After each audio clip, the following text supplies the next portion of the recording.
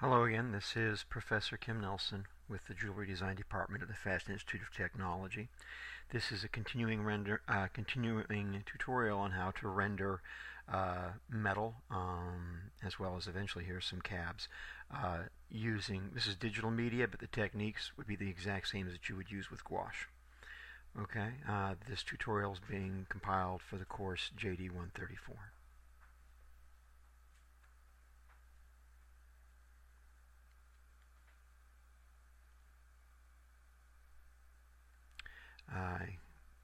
As I did before, I will be continuing to render. I will be alternating back and forth between white and yellow metal.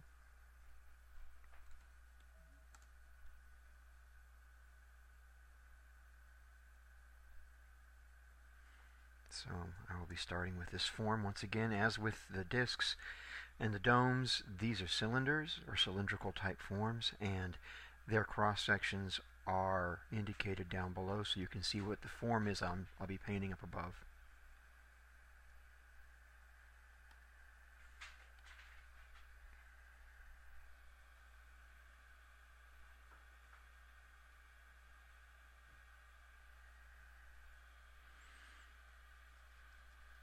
Begin by knocking in a general field of color.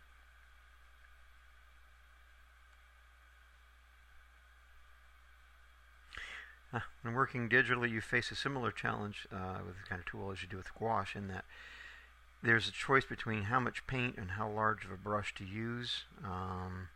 If you use a small tool, this tool's too small, you end up scrubbing away and getting a very uneven surface. If you opt to go in the other direction, it is likely that you will end up going way outside of the lines and making a bit of a mess. I'm not worried about getting right up to the edges. I'll be able to clean that up and tidy it in as I progress.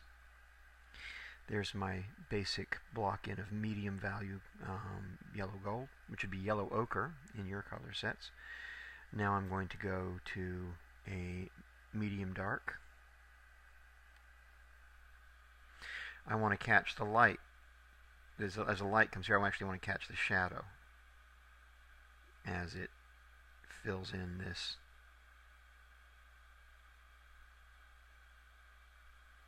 basin.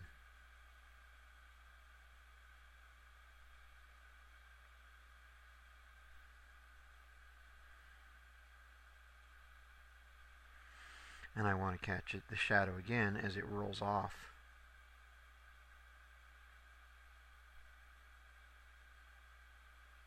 this edge.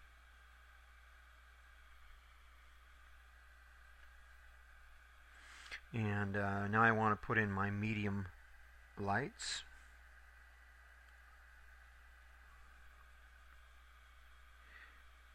Which will basically define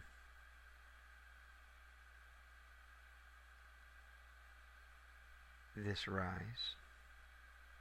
Your medium light should comprise most of your rendering, most of the color. If you were to measure out how much of your piece is each individual color you use, this medium light would be very likely, or should be very likely, your largest area. You never want to lose all of that medium tone that you put in, though. That gives you richness, and it gives you a certain weight, a certain solidity that you don't want to have go away. Now I'm going to put in my core shadows.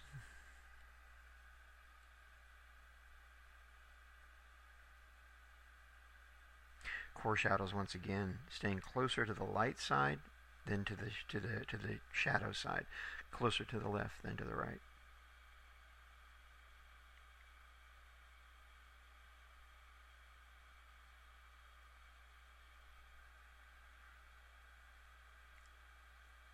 On cylindrical form, your brush strokes tend to be long and linear.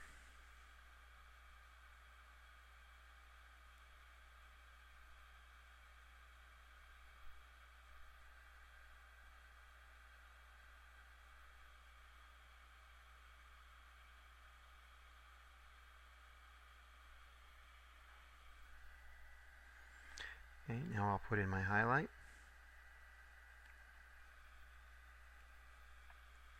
Highlight is going to be right where the light hits here and where the light hits here.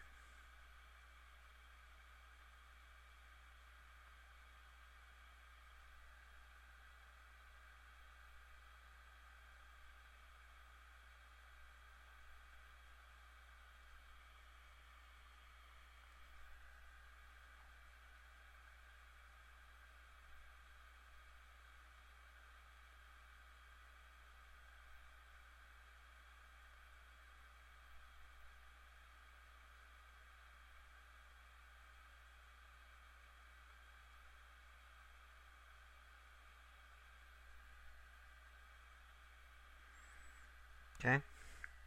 And having done that, I can actually stop and look at what I've done, and I can see how well I am conveying the form.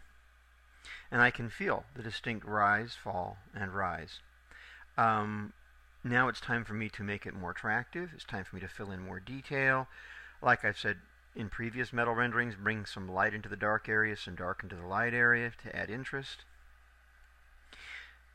I can see or sense that my basin seems to be a little shortchanged as far as how far over the shadow goes. So I'm going to bring some of my middle tone back in.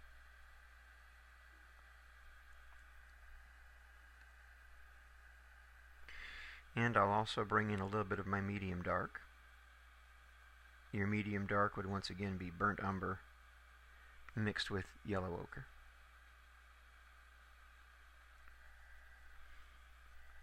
Okay.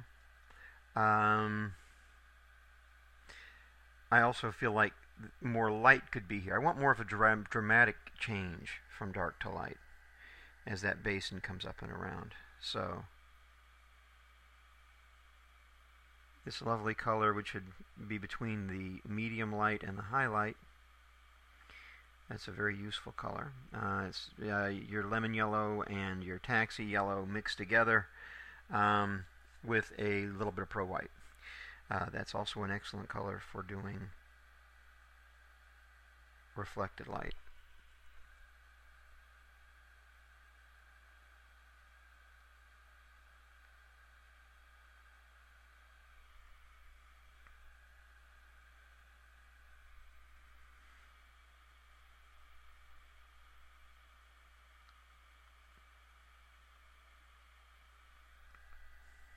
Okay. Now it really is starting to come together for me. I'm going to try bouncing some of that light and dark around, see how that goes for me. I have to be careful because I have a strong form right now. If I come in and I do anything too dramatic, as far as pulling light into dark and dark into light, I could break my form up, and that would not be what I'm after.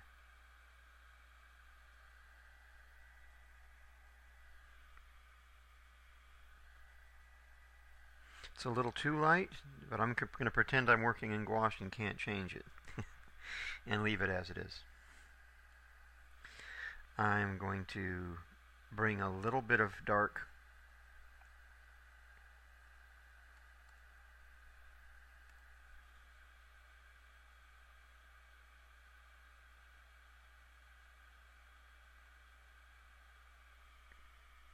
into here.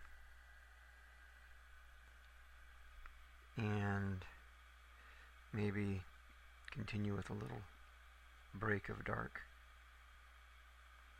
This is very risky though, because once I've done this, I may have lost my little basin.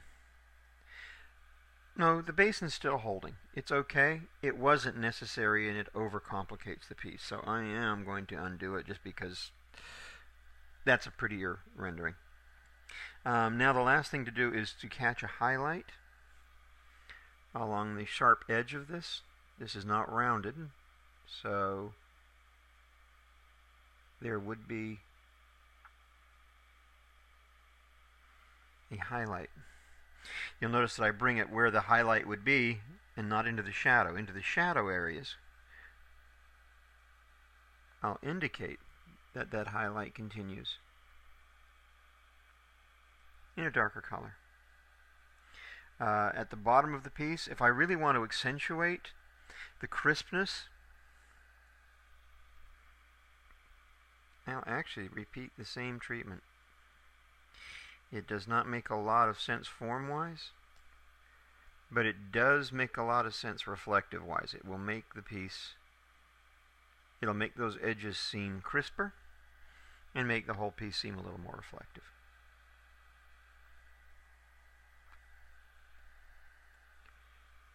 Tidy up my edges now that it's done if I've gone over. In gouache, guys, on vellum, what you would be doing with this is once you're finished, once you're sure you're finished, you can use an X-Acto knife and you can clean off the paint. But don't do it until you're sure you're done, because once you've done it, you can't paint back over. You've damaged the surface of the paper, and it won't take any further abuse. Okay, I'm going to let that stand. That's fine. All right, going to move on to the next one. Excuse me.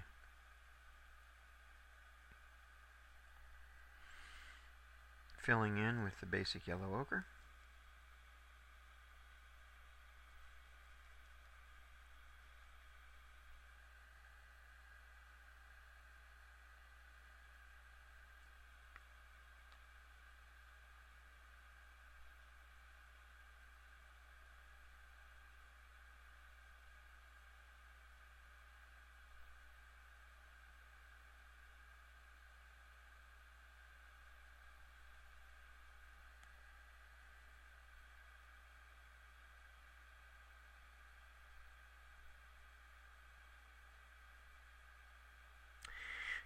The most important aspect of this form is what we call a knife edge, which is ironic because it's not sharp. But if you're doing a ring shank and someone says a knife edge ring shank, this is what they mean. It's a dome that comes to a peak. The most significant aspect of that is will have a definite light side and a definite dark side, and you do not want to lose that. So I will take my medium dark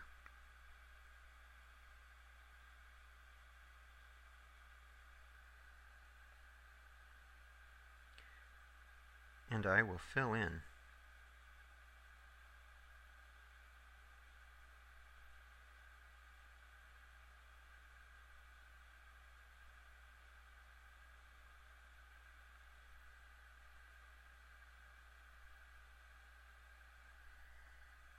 the entire side that is dark.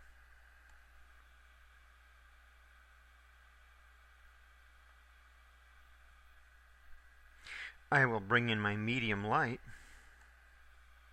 and I will fill in this surface where the light is going to play the most.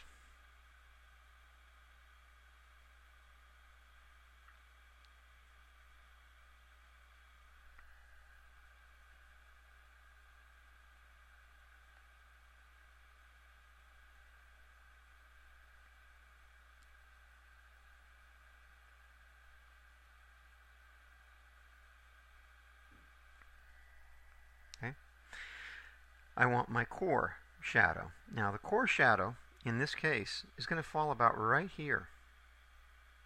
So instead of being where it would usually be really close to the highlight or the light side, in this case this is not really into full shadow. This is going to come over and get darker and darker, and then you'll have your core, and then you'll have a reflected light. So I'm going to put the core shadow somewhere in here.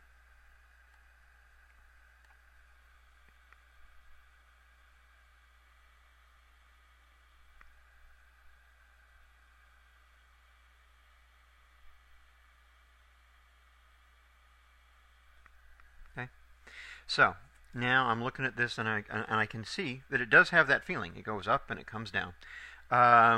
There's going to be a lot of work beyond the simple values to get the subtlety of this form to read. Okay, the highlight is going to be right up here. It's actually going to be right as it reaches the apex here. So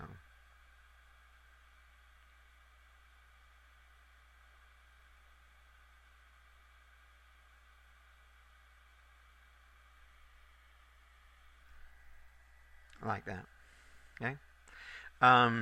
Like I said, this piece is going to take extra work. As it falls away from that highlight, I'm going to go back into my medium.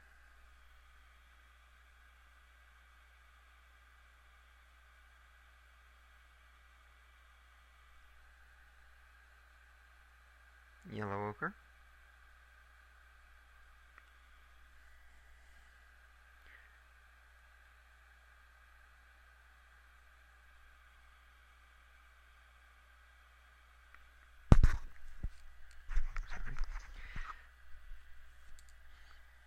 Over here, I want to bring the band of highlight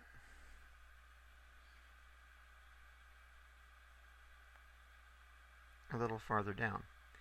This is not science, guys. I'm looking at this and I am trying to sculpt this with a paintbrush as I go. So I paint a little, I look, get a feel for what I'm doing, and I come back in and I paint a little more. What is important is that this side stays predominantly light and this side stays predominantly dark. I can mess up a lot of things and still be on relatively good ground as long as I don't break with that. Going to bring in my reflected light color. That's your two yellows mixed in with a little pro white.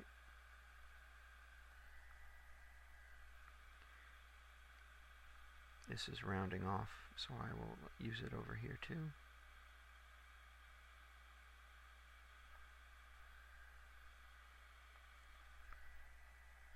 Okay. Evaluating what I've got, there's not enough happening over here. Just in terms of aesthetics, it's too bland.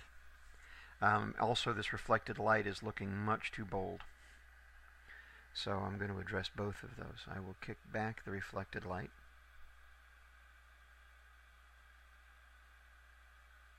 To my medium light color.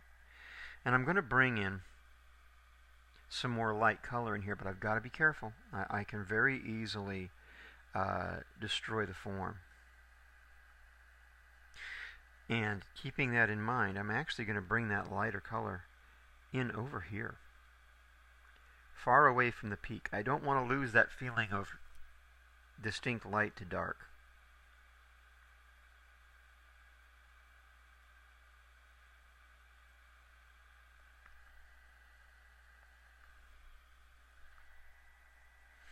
Yeah, that helps to relieve that a little bit. Now I'm going to roll that peak a bit by using my near highlight color, the mixture of the two yellows and pro white, the same color I use for the reflected light.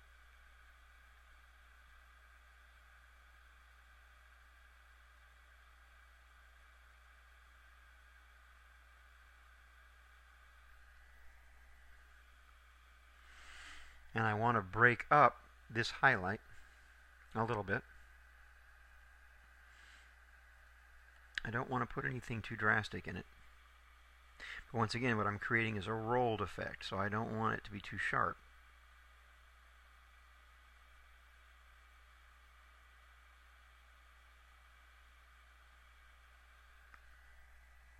Like so.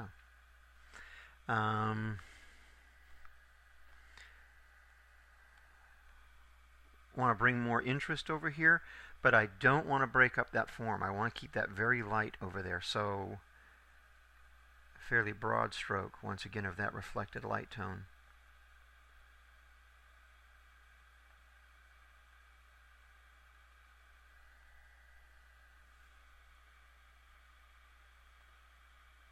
Just to add interest. And that's good. I think that reads. It's a difficult form to describe, but I think if I work with it further, it's not going to get any more distinct. It will become more diffuse. I will help the form with the highlight.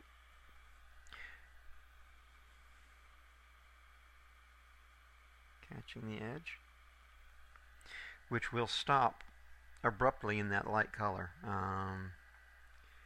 And I will continue a somewhat of a highlight.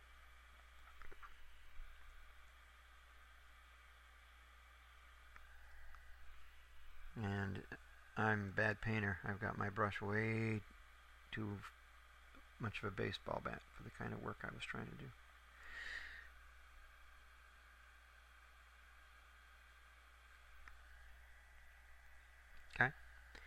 That's done.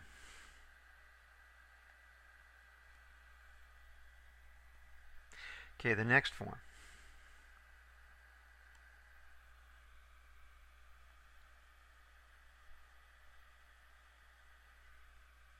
Actually, before I move to the next form, I've decided that I do not care for this dark band of orange. I'm going to get a little sophisticated with it. I'm going to bring in highlight color.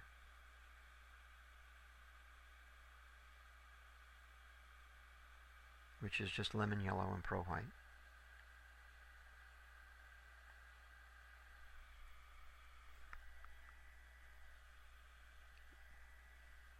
Yes, fine. Okay. Filling in the next form.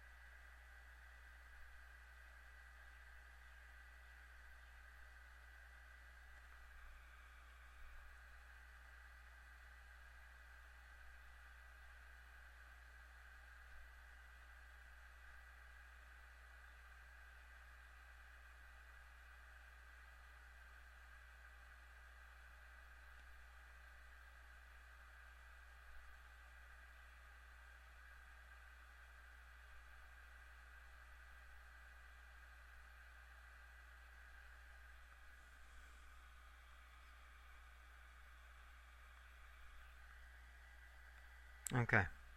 Once again, I want to immediately break down the form into its simplest components, which are going to be very similar to what we did before.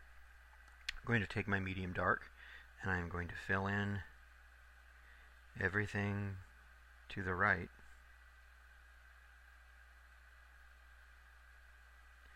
of that center peak.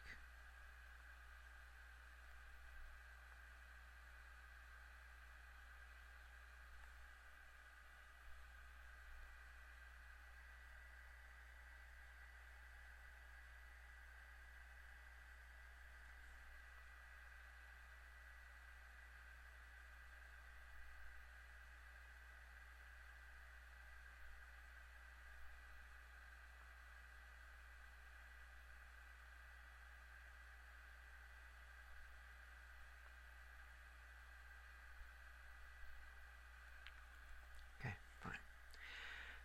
For my medium light color, I'm going to use it to demarcate.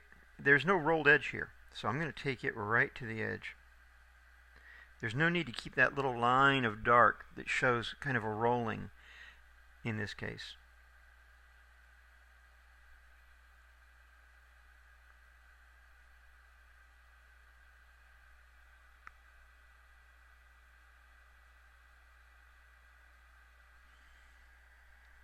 So I'm going to use it to describe this plane. My core shadow is going to define right here.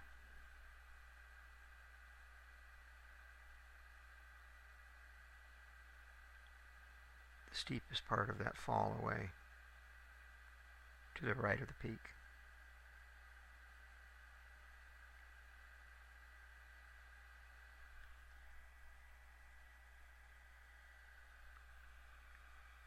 Make it a little wider.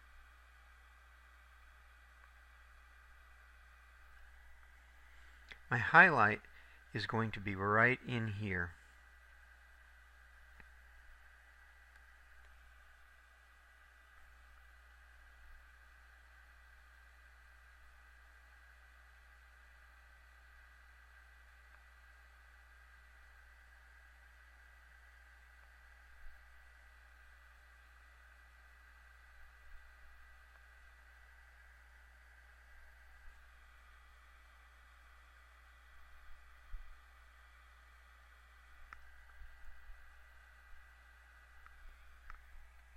Okay? And you can see I have the form. Comes in, rolls up, make this a little wider.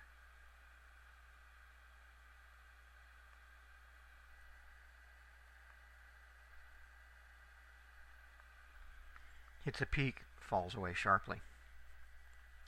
Please remember to keep this method in mind. You start with your basic 4 hues. Your ground, is it 4 or 5? I've got to count out loud. Your ground color, your basic middle tone, your medium dark, your medium light, your core shadow, and your highlight, your 5 values. Use them simply in broad sorts of ways to define your form first. After you've defined your form, the game is to make the rendering interesting without losing the form. Okay, I want to bring some middle tone into here.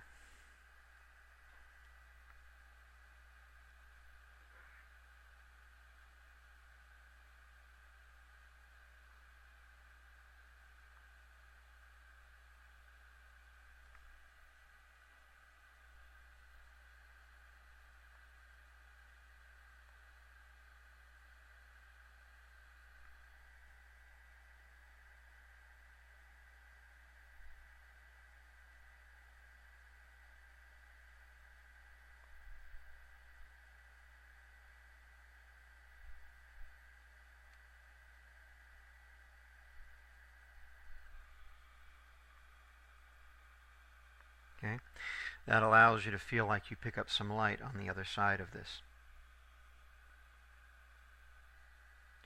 I want to use some of my reflected light color, the mixture of the 2 yellows in Pro White, here.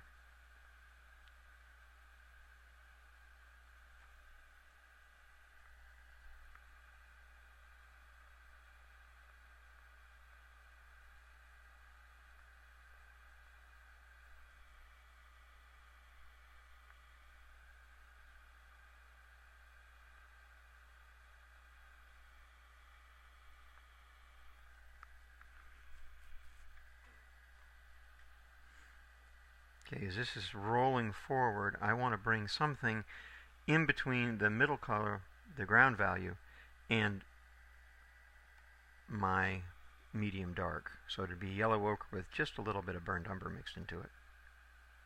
Because I want to break that shadow, have it start to transition, but I don't want to lose the effect. I've got a nice form for effect right now that I do not want to sacrifice.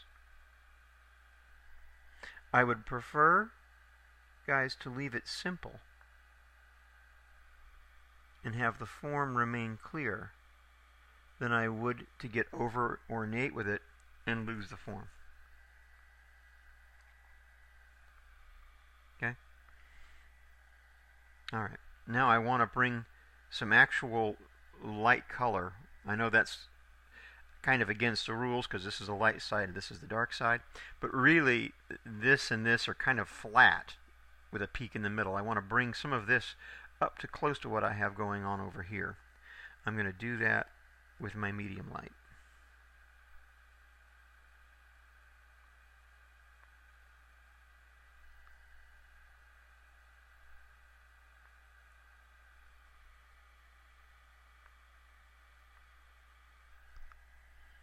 It's important to stop painting and look. Don't just keep painting away. Take a break and look at what you've done to see if it's working, see if you like it. Okay, that's fine. Now, I do want to feel more of a transition between here and here than I've got, but the way to do that is not with an extra color, it's just with an extra brush stroke. I'm going to come down with something thin.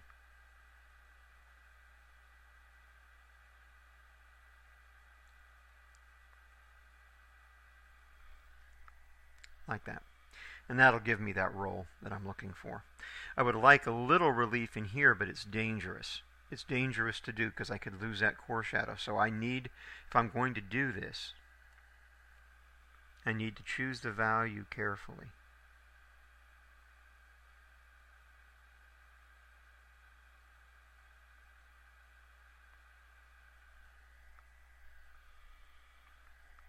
Okay, it's not really necessary. It worked. It's okay. I am going to change it though. I want to show you something. I made that line splitting this dark shadow into even amounts. That's poor design. That's poor art. You don't want to split this into two. It automatically becomes boring. And in a way, your eye, it's two things. It becomes boring because it's static, but it also draws your eye because you all of a sudden have a symmetrical effect going on. And I know better. That's why I'm going to undo it. If I were in gouache, I would just paint the dark back over it and then come back in again. I'm going to keep this line closer to the right than to the left. Now, as necessary as that line may or may not have been, that will serve its purpose. Okay, to finish it up, I am going to run a crisp highlight, fine, crisp highlight along that ridge.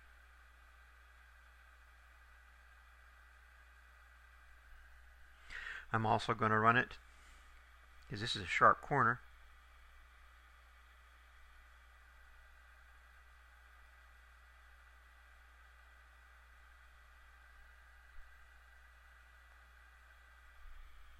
along this edge. I am not going to run it along the top. Even though this is crisp up here, I'm not going to run a highlight all the way along here because it gets kind of crazy. If you have a highlight here and a highlight there, it actually begins to look like a beveled corner. We don't want a beveled corner. I am going to use it up here simply through the highlight region. And I'll do that top and bottom.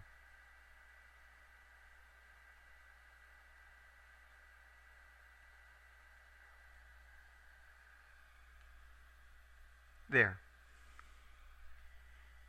That reads fine. I could play with a little higher light over here, but I don't want to. I have a form that's holding together. Leave it alone.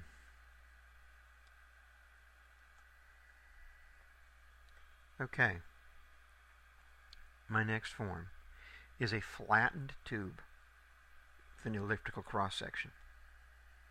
This presents some of the same problems that were faced up here. I've just realized that I've painted all of these in yellow.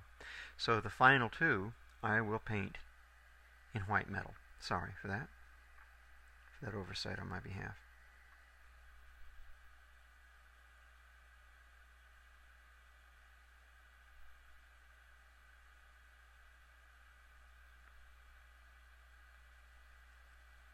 Start by filling in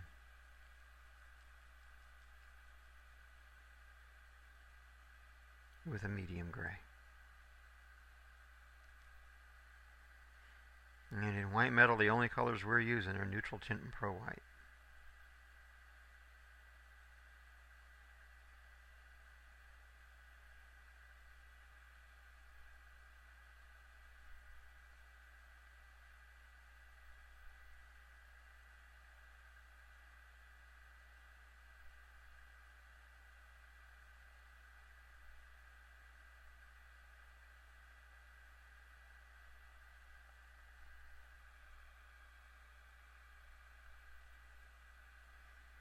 Okay, I'm going to put in my medium dark.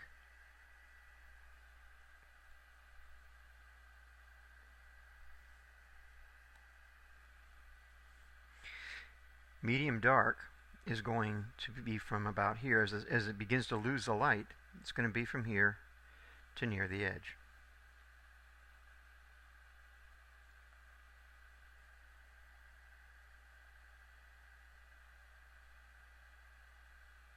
Medium dark.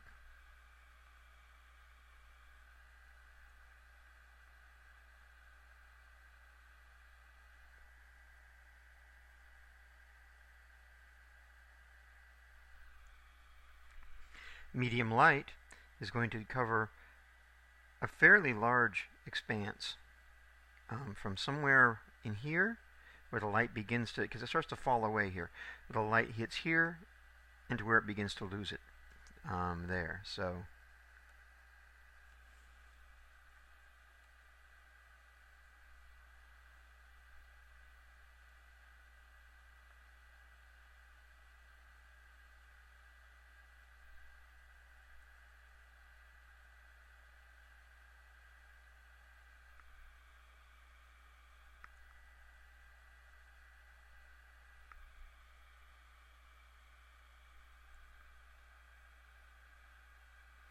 Remember, you're not thinking about detail at this point, you're thinking about form. Don't get ahead of yourself. Don't start thinking, oh, I'd like to leave a stroke of dark, or oh, I'd like to add a stroke of light. Bounce things around a little, get it interesting. Don't. Stay simple. The time for that is coming, but it's not right now. So, there. Now I have my core shadow.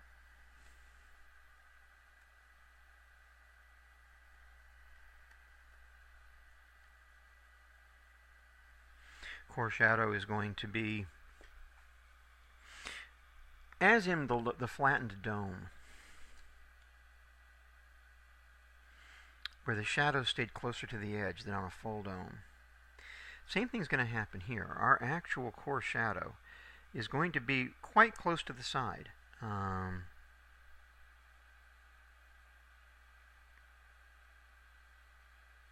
would say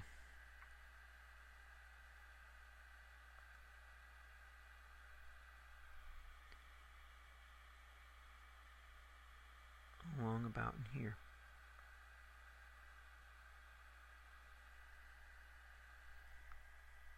Okay. And our highlight, once again, is also going to stay toward the side. It's going to be right around in here.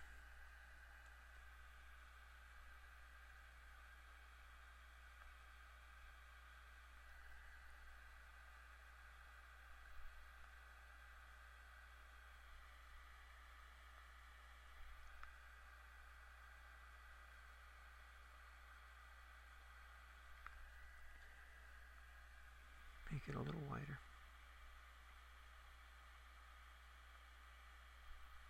Okay? And that defines our form. The form is pretty well defined by that. You can feel the kind of low dome. I want to kick back,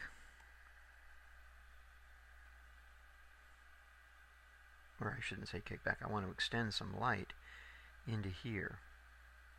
I have to be careful though. I can break the form. This, while it looks like a highlight stroke, it really isn't. It's darker. Unfortunately, it's not straight. Once again, in gouache, if you make that kind of a mistake, you're going to have to paint out with a darker color and come back in, which is not terrible. I did it for years. But that's what you would have to do. I also want to extend this highlight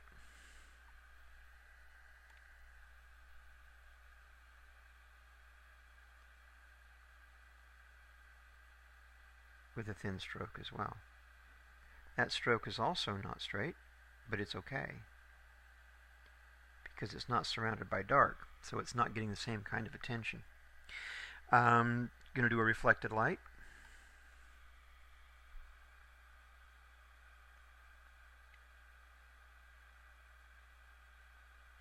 The more abundant this rounding is, the more of a reflected light the piece is going to have.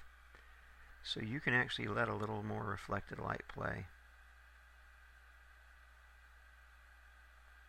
over here, and the same is true on this side.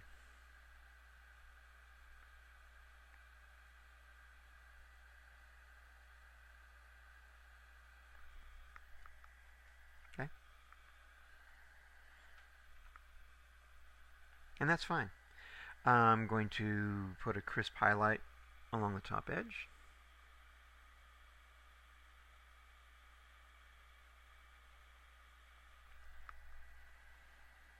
On the highlight side, on the light side. Going to do the same thing on the bottom edge. You notice I always try and make the bottom one a little thinner. And that's because I want to still keep the emphasis of upper left corner. And that's fine. I find myself wanting to come in here and do something, but I think it's fine, and the risk to the piece if I do that is I'm going to flatten the form. So I'm leaving it. Okay. Going to do the last tubular form, which is a cylinder.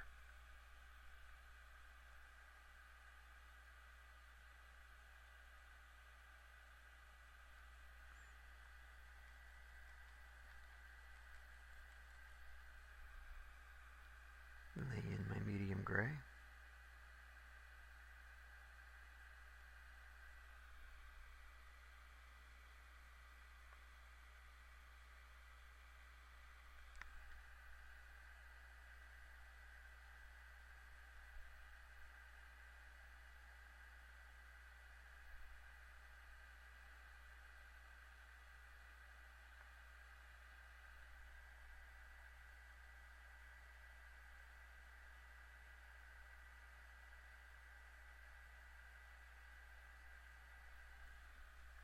Go to my medium dark.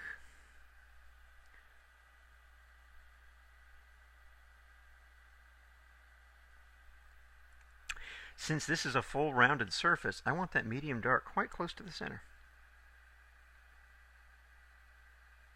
I'm going to allow it to come and remain much farther up than I did for the flattened tube.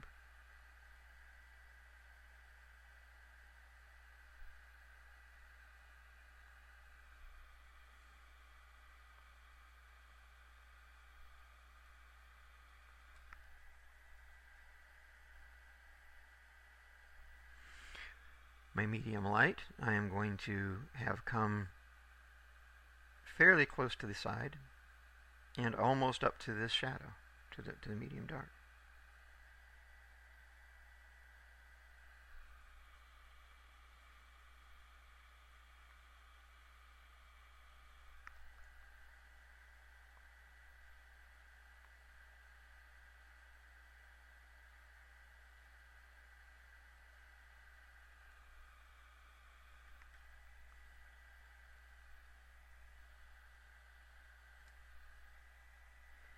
My core shadow.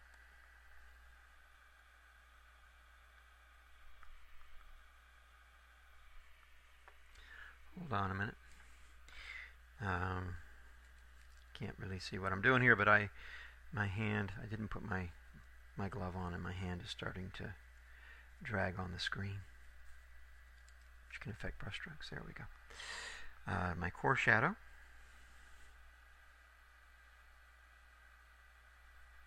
It's going to be up towards the light side.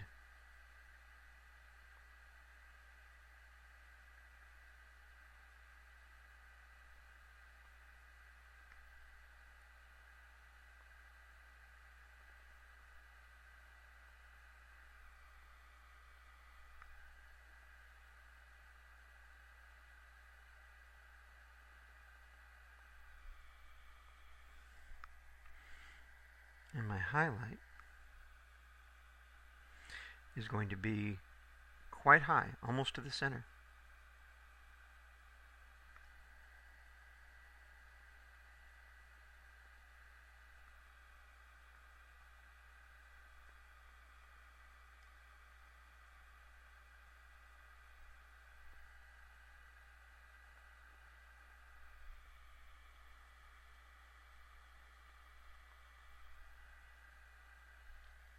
Okay, just what I've done so far. You can see this is fully rounded, whereas that is flattened. There's a very different feeling going on. I want to have a little more of this dark medium color. This is where I start to actually define and try and be more careful with things. I shouldn't say more careful. I'm actually very careful with where I do my basic laying. But this is where I refine. I'm going to bring this a little farther up, so it gives me a little more room for some reflected light over here. I want to bring in a bit of light over here. It's dangerous because I can lose my form. So I will try and be mindful of that as I'm doing it.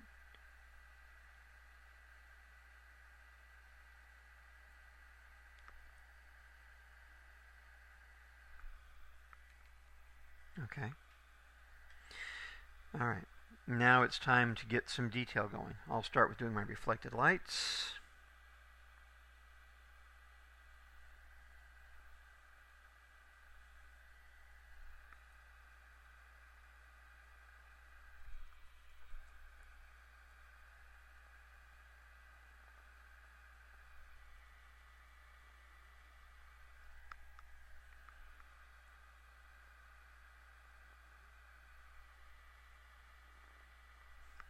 Okay.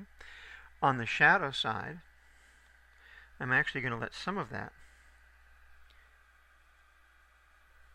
become a highlight color, because it's fully rounded and light can bounce back up onto these things in a pretty aggressive way.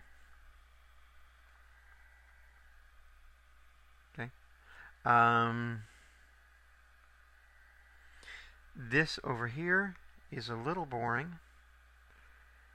Trying to decide the best way to handle that. I think it is to put another secondary highlight line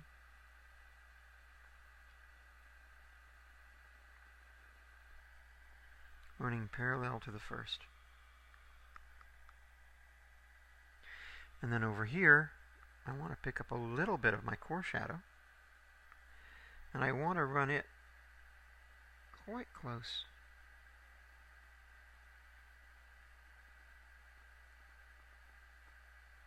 to the edge. This is too light on the bottom. It's starting to kill my form, and I don't want that to happen. So I'm going to come in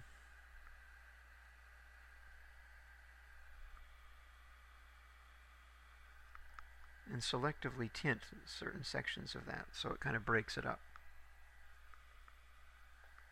Okay. And now I am going to run a hard highlight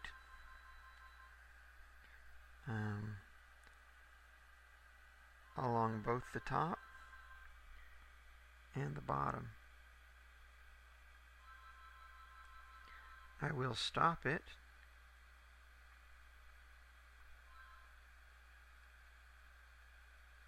as it approaches the shadow side, and on the shadow side I will use a more subdued color so as not to fight the form. Little cleanup, and that's done. I am finding this a little too dark and heavy, but I'm going to let it stand. Sometimes going in to fix things causes more of a problem than leaving them. So there we go. This finishes the second installment on this rendering of metal forms tutorial. I will continue with the next installment, which will go into the cabochon colored stone and possibly some pearl work. Okay?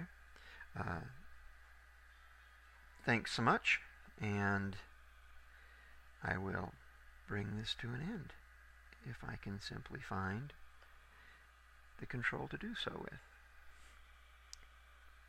Oh my.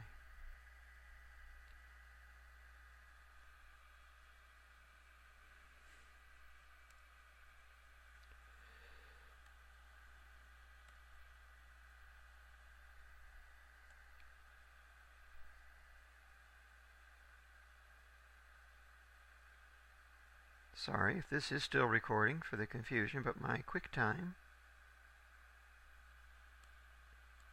player